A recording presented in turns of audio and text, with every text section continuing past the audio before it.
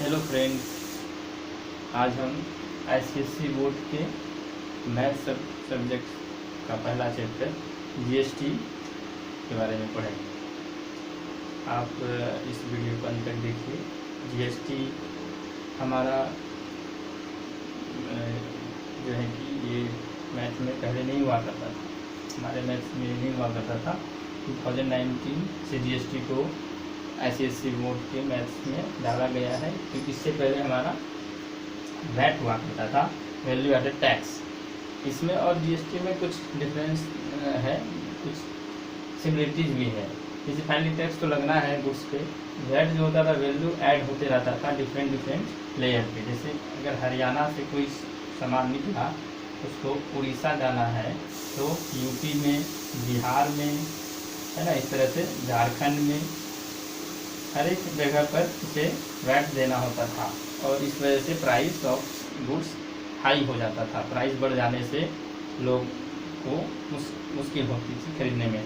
अब क्या हुआ, इंडियन गवर्नमेंट के द्वारा बहुत पहले से 2010 में फाइनली लग रहा था कि इम्प्लीमेंट हो जाएगा, लेकिन ये लेट होते होते 1 जुलाई 2017 को जीएसटी इम्प्लीमेंट हुआ। ये इनडायरेक्ट टैक्स है और ये पेट्रोलियम और अल्कोहलिक प्रोडक्ट्स पे नहीं लगाया गया है।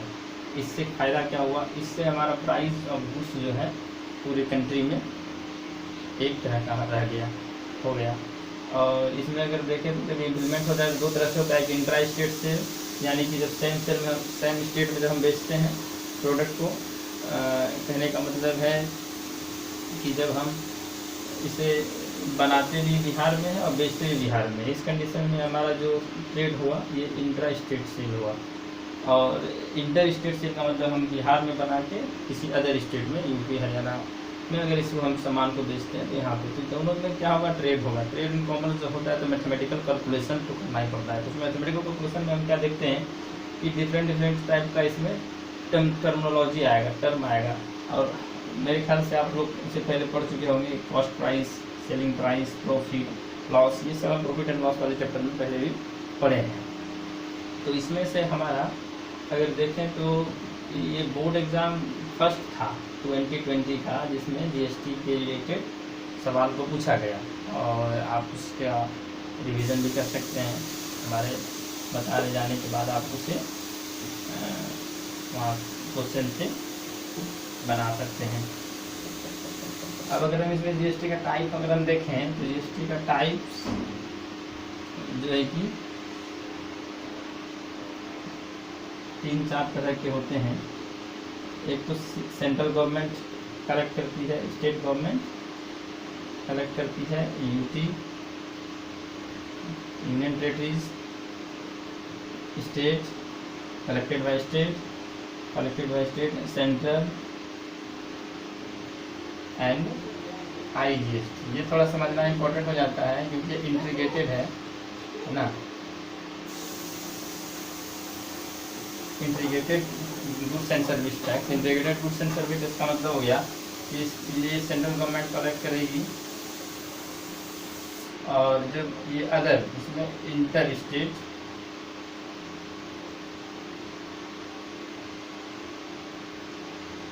इसमें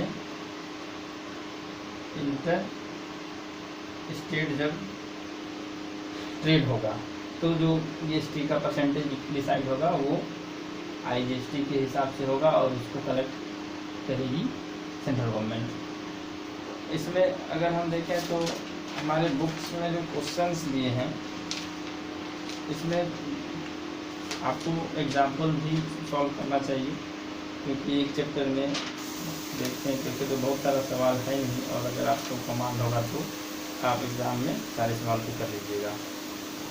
इसमें जो फर्स्ट जो है सवाल, जैसे फर्स्ट सवाल से पहले इसमें जो एक चीज़ है, जैसे सम जब हम सॉल्व करेंगे तो उसमें तो सिर्फ जीएसटी का परसेंटेज दिया रहेगा। जैसे मान लीजिए 12% दिया रहेगा, इसमें डिस्ट्रीब्यूशन हो जाता है। वो डिपेंड करता है कि हमारा कौन सा टैक्स लग रहा है। अगर ओवरऑल लग रहा है तो उसमें से सेंट्रल स्टेट को जाएगा और CGST और SGST में ये हमारा 6% इक्वल शेयर डिवाइड हो जाएगा। तो इस तरह से हम अपना फर्स्ट क्वेश्चन देखते हैं। फर्स्ट क्वेश्चन हमारे मैथ्स में दिया गया है कि किसी सामान का जो कीमत है ना, प्राइस ऑफ गुड्स वो 7500 दिया हुआ है, प्रॉफिट उसको मिलना है 10% सोच रहा है वो।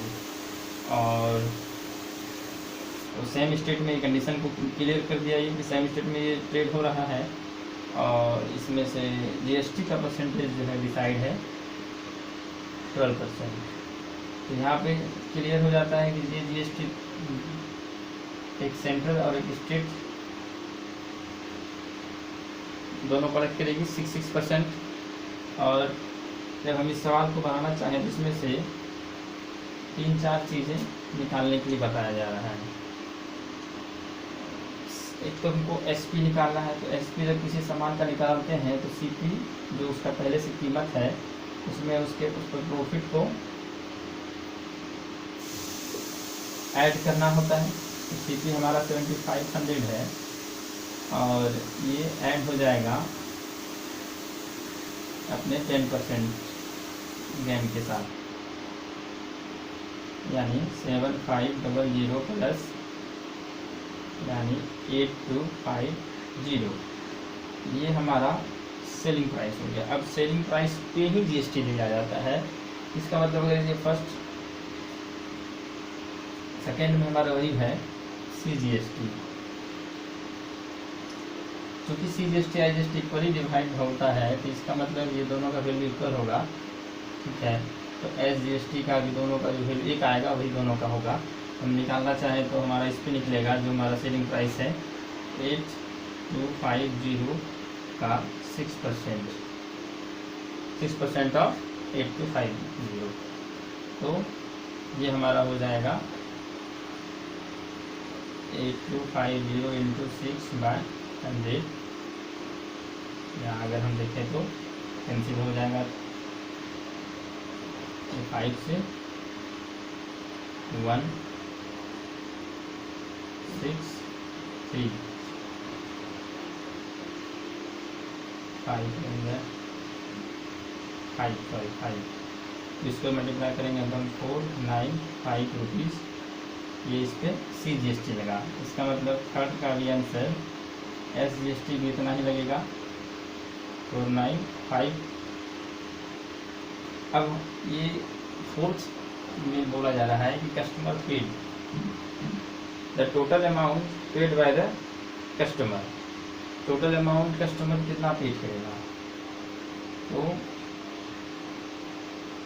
Amount paid by the customer.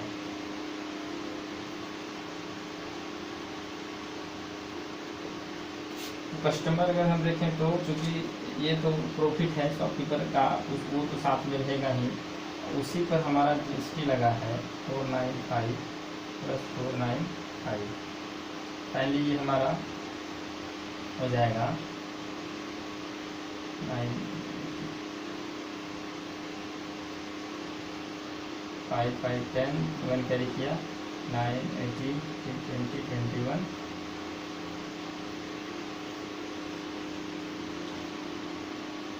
Total amount paid by the customer answer क्या है,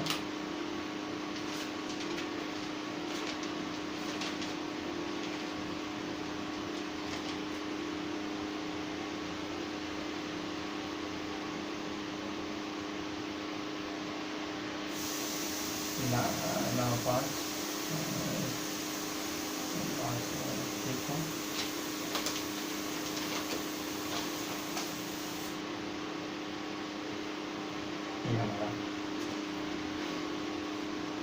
ये total paid by the customer होगा। इसी तरह से सेम हमारा इसका सेकंड सवाल है। बेसिकली संजोसफ के जो मैथ्स अभी बहुत बिल्कुल नहीं मिले हैं, बहुत लोग खरीद भी लिए हैं, तो उसका एक पहला सवाल था जो हम बनाए। दूसरा आप अपने से बना सकते हैं।